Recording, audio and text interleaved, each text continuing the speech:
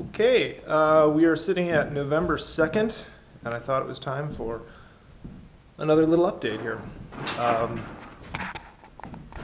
One of the best things that has happened since I last did one of these was a wood-burning stove. So thanks to Bradford Childs and Jay McDougall, who had this little puppy and decided that they just didn't have the space for it, or it wasn't quite up to what they were looking for. I now have my very own little Yodel stove. The stove itself was very easy to install. The chimney, which I don't know if you can see it out here. No, I can't see it. Was another matter entirely. Had to rent a lift. We've dug a hole for the tongue and disconnected it from the car. We will probably never get it hooked up again, but I think oh, it's still giving me that light. Baha! My buddy Nick and I had to be way up there in that to get the chimney up, but we got it done. I'm actually losing strength in my body. So I'll just chill out here for a minute. The big thing I'm working on right now is electrical. You can see I have some various cords strewn about here. Once I get the electrical done, I can get the insulation in. And when I get the insulation in, I can keep warm, and that will be so awesome. It's been a little stressful up until right about now. I'm feeling for the first time that I'm gonna get this. We're gonna make it, and I'm not gonna freeze to death. So that is pretty cool. What has happened since, when was that, September I did an update? I've finished all the framing upstairs. The upstairs changed a good bit from the original plans and is still kind of changing. One of the biggest changes is that we decided, rather than having walls that go all the way up to the ceiling, we have built a loft on this side of the upstairs. So the guest bedroom, which we are in now has this fun loft space, and I'm going to put in a ladder right here. Something a little more professional than that, but one will be able to crawl up here then. So guests can have the kids sleep up here or whatever. Get a pretty view through a window that I will one day clean.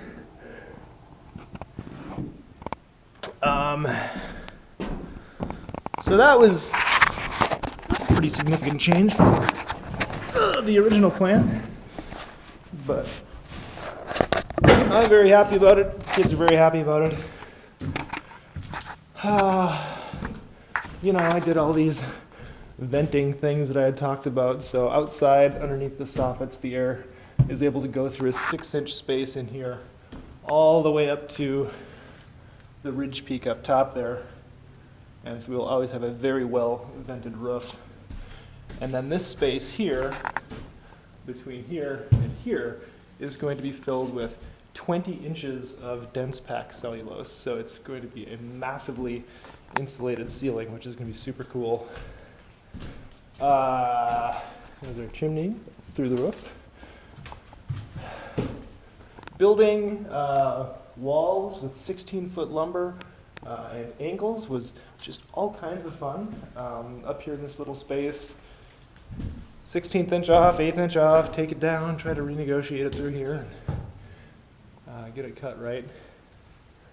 The master bath is something that's still kind of a work in progress here. We have the windows and the walls to keep light moving from the skylight into the bedroom, which will be super nice.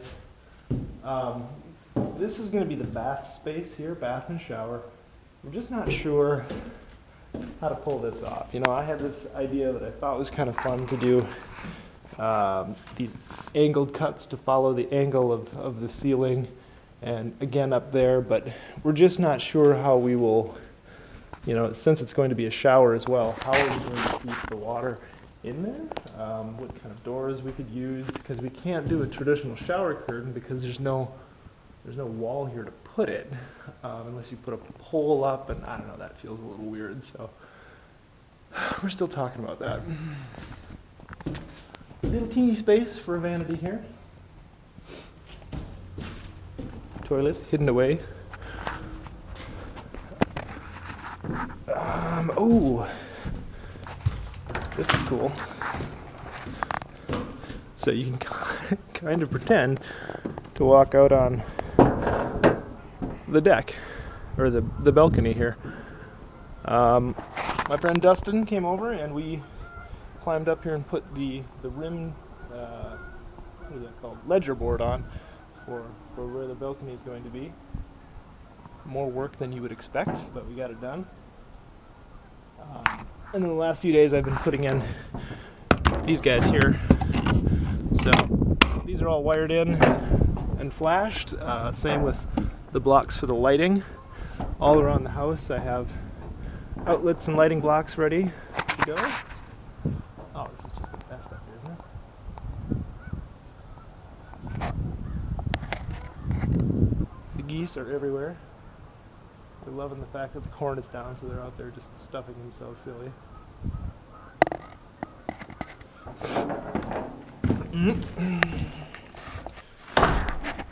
So that's upstairs.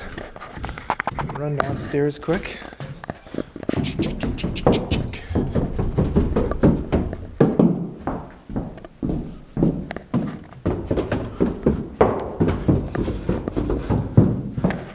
Again, the framing is done down here.